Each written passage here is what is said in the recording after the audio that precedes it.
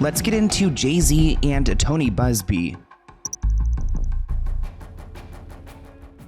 One thing I've learned about the Carter family is that they are not to be messed with, because ever since Jay-Z got pulled into the Diddy lawsuit, he has been fighting so hard to go and clear his name. When it comes to Beyonce and Jay-Z, they are not going to go down easy. But Tony Busby is taking a victory lap around Jay-Z because a judge dismissed a lawsuit Jay-Z filed against him. And it looks like Tony Busby is going to go after Jay-Z, trying to get money for his attorney's fees. Jay-Z was suing Tony Busby for extortion and defamation until a California judge stepped in and tossed out the lawsuit. Tony says he will be asking for a lot of money for his attorney's fees for defending against a meritless case. Tony adds, "We have a long history of winning, so we won't be deterred in our important work." It does look like Jay-Z's team is going to file a notice of appeal within the courts to try to have another judge look at this case, but it looks like it's pretty much dead in the water. I mean, I would probably give up if I was Jay-Z, unless you want more and more people digging into you. You already lost your battle against Tony Busby. Don't end up like Diddy.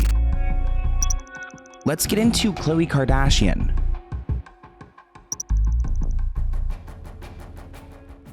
Now, I don't know what this new wave of celebrities admitting plastic surgery is supposed to be. At first, I thought it was maybe refreshing. Now it's kind of annoying. Like, they are just plastic and proud. I'm glad that they are being open about what they have gotten done, but Khloe Kardashian just recently listed a bunch of things on Instagram. Khloe is spilling the surgery tea in an unprovoked comment. It looks like she's trying to copy her sister Kylie Jenner, who shared that she got her big boobies done. So pretty much a plastic surgeon made a video talking about the procedures they believed that Khloe had done, but she decided to go and set the record straight and reveal everything that she has supposedly had done. I'm not fully buying it. I mean, take a look at this list. She goes on to say that she got a nose job, she's gotten hairline laser hair removal, Botox and Sculptra, I don't know what Sculptra is, soft wave laser for skin tightening. She lost 80 pounds over the years, she claims, not Ozempic. Collagen baby threads underneath her chin and neck, which honestly I feel like I could use that, you know, a little tightening up of the neck. And of course she gets these salmon sperm facials, which I know Kim was trying to make headlines revealing that before. Now, don't get me wrong, I love a good fish, a good piece of salmon, but I don't want the salmon, you know, sperm anywhere near me. I mean, if fish is going to smell fishy, that is probably going to be the fishiest part. Let's be real, people. Let's get into Diddy.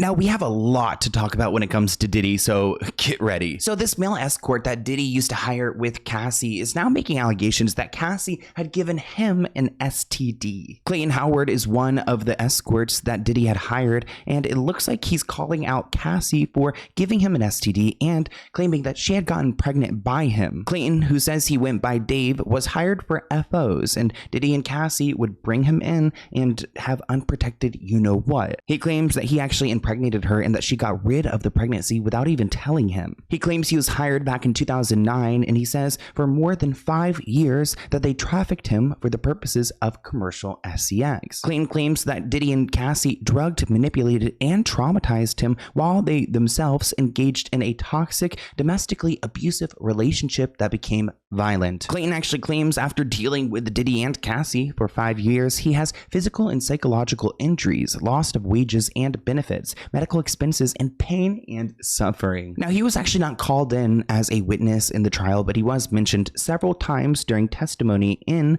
Diddy's trial. A federal agent testified about Clayton's stay at the Four Seasons and a flight from New York City to LA, all paid by Diddy. Now that this case has wrapped up, everyone is speaking about Diddy, and of course Clayton is going to have his piece. And here's a clip of Clayton explaining what he had gone through. So let me tell you something, you women out there who would like to insult me.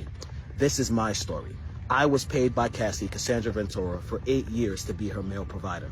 I didn't have to be the best looking guy. I was the best in bed. And because I was the best in bed, guess what? I was given this arrangement. I was coerced. I was drugged. I was manipulated with promises of money and gifts for over a period of 8 years to continue to be this woman's provider at her expense and at the expense of Diddy. Now, at the time, legally, I didn't know my rights as well as I do now. I didn't create this conflict with Cassandra Ventura. She created it with me. She's the one who decided to bring up things that happened over 10 to 15 years ago to hold Sean Combs accountable for what was a partial truth. She's the person who introduced me to the U.S. Attorney's Office. She's the person who told the U.S. Attorney's Office about our relationship. So in essence, those out there who want to hate on me, who want to say that I'm attacking Cassie, you should realize the truth, that Cassandra Ventura, your idol, did this to herself. Let's get into the Diddy verdict.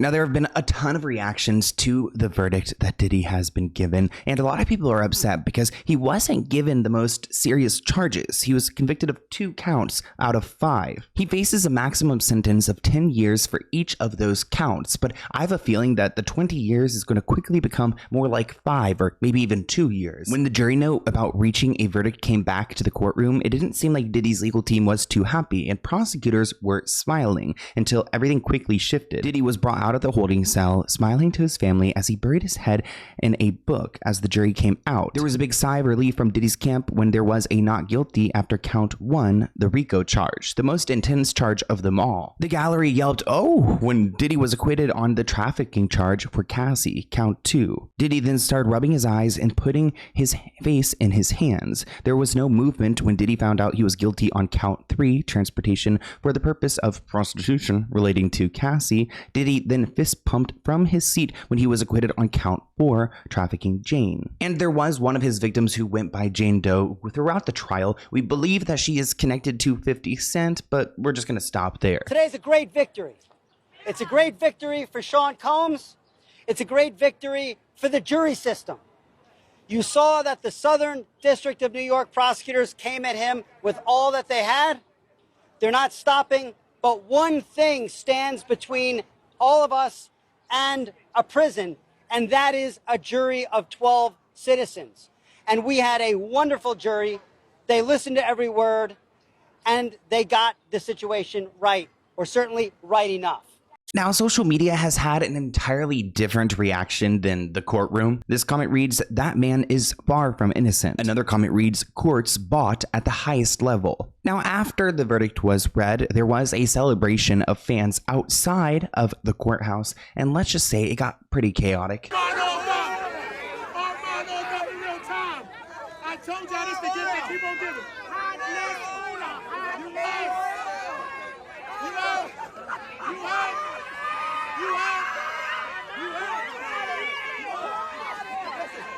That is just one place I would not want to be, especially getting oil sprayed onto myself. Like, that won't leave your clothing. But also, how chaotic is it that like baby oil has become a symbol of like supporting Diddy? Standing with Diddy is covering yourself in baby oil. On top of all of the cheering, we also saw Diddy's son, and it looks like he decided to go and do some push-ups on the street as he thanked fans. You actually hear that he was playing one of the Kanye West songs, Never Stop, that came out in their joint released EP in support of Diddy. And I don't know what this push-up moment is supposed to be. Maybe a sign that like he's dominating people, or that he's not scared, or a sign of strength. But at the end of the day, he still was found guilty of 2 charges. I don't know why we're out here celebrating so hard. And there you see, after the verdict, Diddy's family celebrating on the streets in New York City, doing push-ups on the sidewalk while others danced. They said a few words exclusively to ABC News, and the attorney for Cassie Ventura also spoke out about this verdict. Love everybody watching. So happy. Pop's coming home. God bless. God bless the whole world. This comment reads, "I don't know, I'm creeped out by all of the men in this family now. No shade." And I totally agree, especially because his sons look so much like him. I have a feeling that they are quite similar. I mean, we've talked about King Combs before on the channel and what he had done to this woman who was working on a boat that they had rented out. He's just as problematic. Let's get into Diddy's ex, Gina.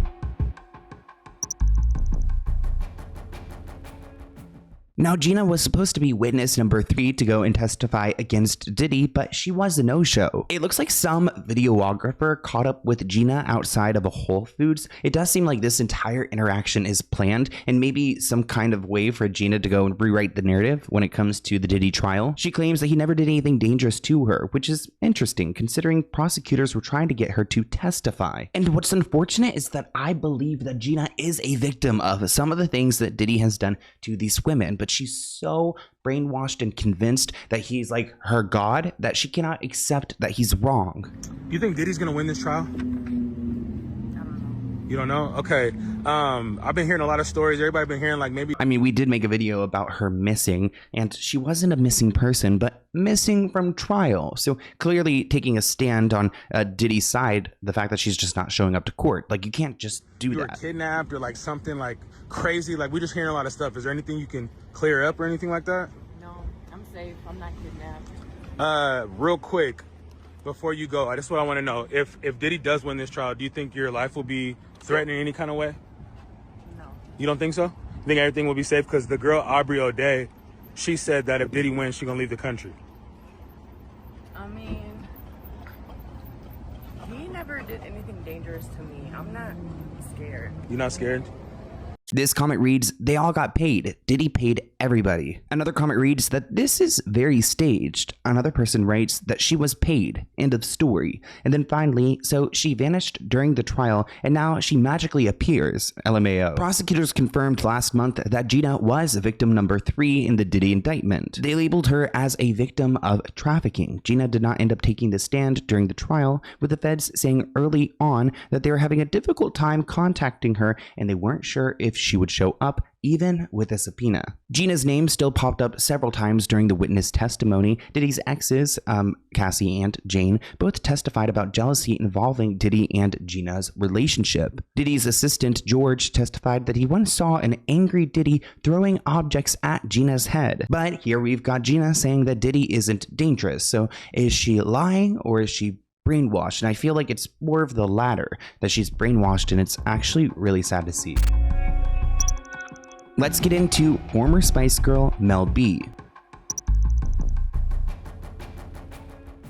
Let's go ahead and end this podcast episode on a positive note, because Mel B recently got married to Rory McVie. I used to be a huge fan of the Spice Girls growing up, so I'm glad that she's finding her peace. Now, Mel B has been through a lot when it comes to the love department. Between physical abuse, divorces, messy breakups, she really has gone through it, all in the public eye. But her husband Rory first met Mel through her cousin, actor Christian Cook. In 2019, Mel actually moved near where Rory stays, and it looks like their relationship deepened. Rory's patience and emotional support during a difficult time when she was dealing with PTSD is what led to her falling in love with him. The couple got engaged in October 2022, and Rory even went to Mel B's father's gravesite to go and ask him for permission to go and marry her. Oh my gosh, I'm going to tear up thinking about that. Like, of course, they're grown and they're adults now, and her dad's no longer here, so it's very sweet that Rory would go to his grave to ask for that permission. Comment below if you guys have heard a story like that before. But the two got married on July 5th, 2025, and it looks like they were in London. Emma Bunton, Baby Spice from the Spice Girls, was actually in attendance of this wedding, which I thought was very sweet. Thank you for watching this clip from the Let's Get Into It podcast. To view the full episode, visit the link listed below.